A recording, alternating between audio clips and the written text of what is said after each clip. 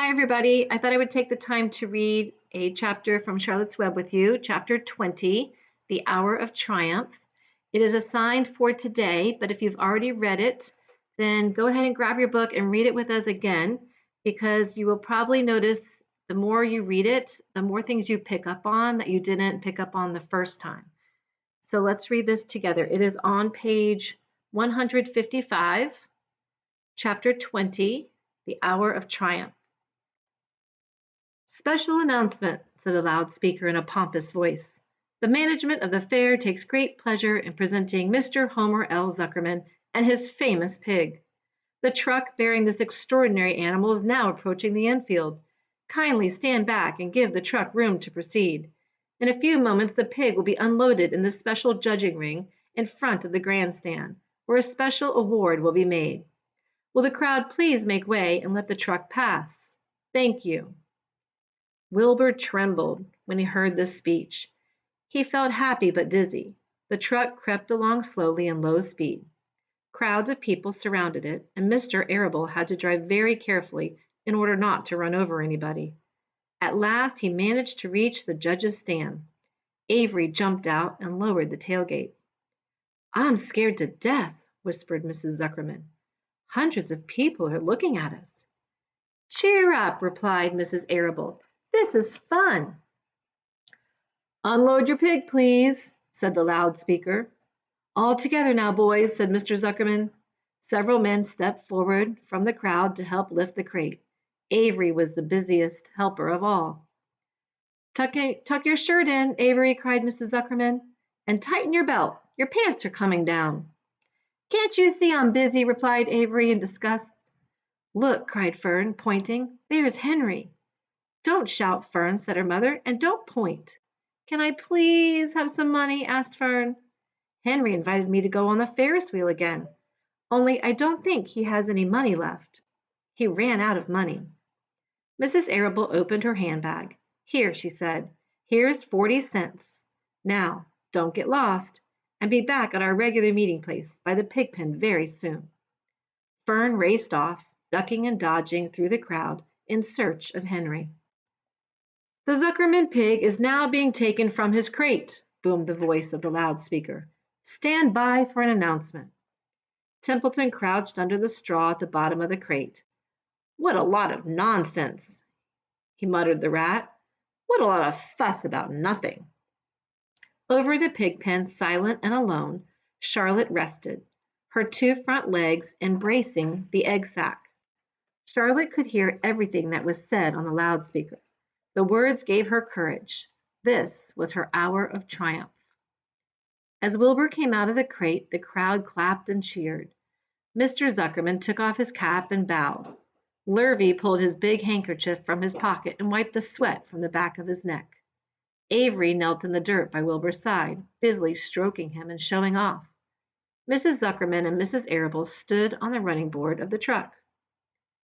"Ladies and gentlemen," said the loudspeaker, "we now present Mr. Homer L. Zuckerman's distinguished pig. The fame of this unique animal has spread to the far corners of the earth, attracting many valuable tourists to our great state. Many of you will recall that never-to-be-forgotten day last summer when the writing appeared mysteriously on the spider's web in Mr. Zuckerman's barn, calling the attention of all and sundry to the fact that this pig was completely out of the ordinary. This miracle has never been fully explained, although learned men have visited the Zuckerman's pig pen to study and observe the phenomenon. In the last analysis, we simply know that we are dealing with supernatural forces here, and we should all feel proud and grateful. In the words of the spider's web, ladies and gentlemen, this is some pig." Wilbur blushed. He stood perfectly still and tried to look his best.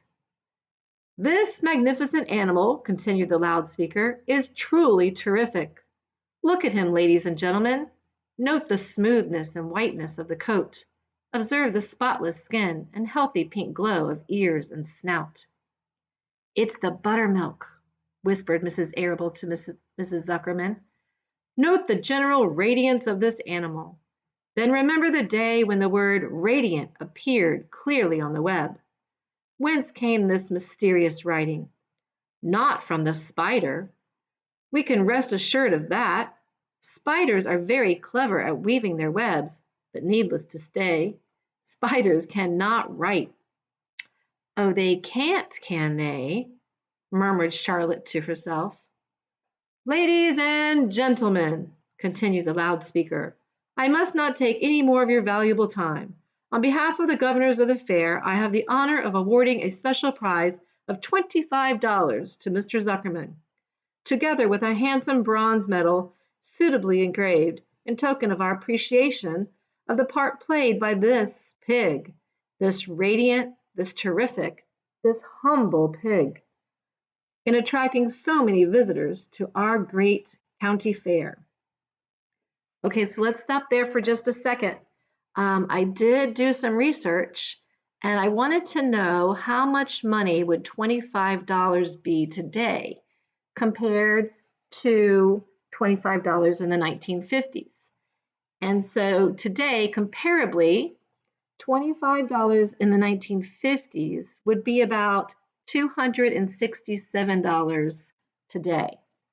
So I know $25 doesn't seem like a lot, but I think you would agree that $267 just for showing up with your pig is a pretty nice award.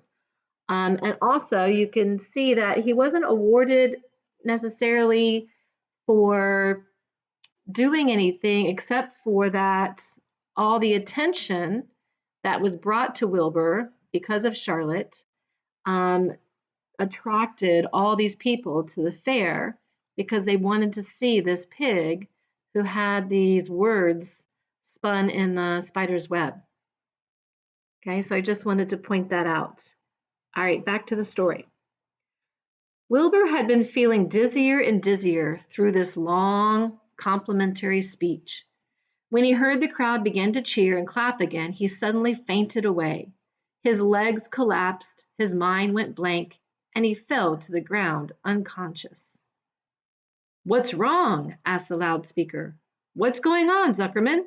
What's the trouble with your pig? Avery was kneeling by Wilbur's head, stroking him. Mr. Zuckerman was dancing about, fanning him with his cap. He's all right, cried Mr. Zuckerman. He gets these spells. He's modest and can't stand praise. Well, we can't give a prize to a dead pig, said the loudspeaker. It's never been done. He isn't dead, hollered Zuckerman. He's fainted. He gets embarrassed easily. Run for some water, Lurvy. Lurvy sprang from the judge's ring and disappeared. Templeton poked his head from the straw.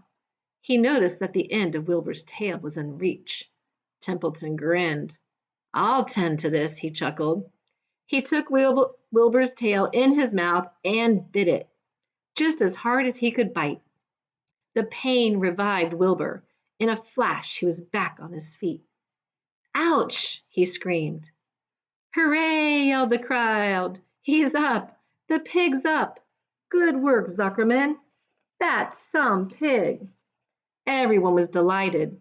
Mr. Zuckerman was the most pleased of all. He sighed with relief. Nobody had seen Templeton. The rat had done his work well.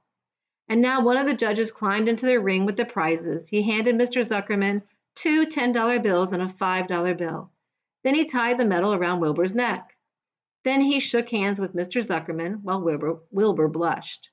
Avery put out his hand and the judge shook hands with him too. The crowd cheered. A photographer took Wilbur's picture. A great feeling of happiness swept over the Zuckermans and the Arabels. This was the greatest moment in Mr. Zuckerman's life.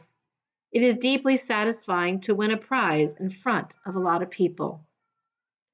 As Wilbur was being shoved back into the crate, Lurvy came charging through the crowd carrying a pail of water.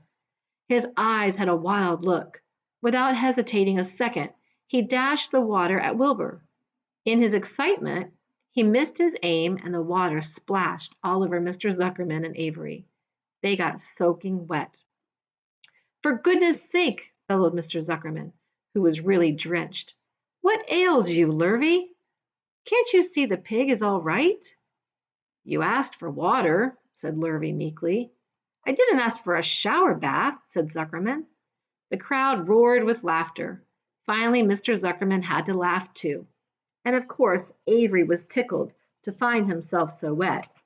And he immediately started to act like a clown. He pretended he was taking a shower bath. He made faces and danced around and rubbed imaginary soap under his armpits. Then he dried himself with an imaginary towel. Avery, stop it, cried his mother. Stop showing off. But the crowd loved it. Avery heard nothing but the applause. He liked being a clown in a ring, with everybody watching in front of a grandstand. When he discovered there was still a little water left in the bottom of the pail, he raised the pail high in the air and dumped the water on himself and made faces. The children in the grandstand screamed with appreciation. At last, things calmed down. Wilbur was loaded into the truck.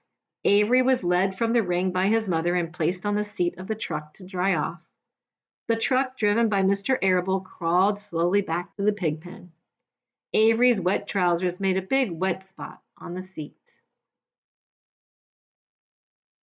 All right, guys, I hope you enjoyed chapter 20. We are almost done with the book. We're going to be finishing it up next week. So have a great day, and thanks for joining me.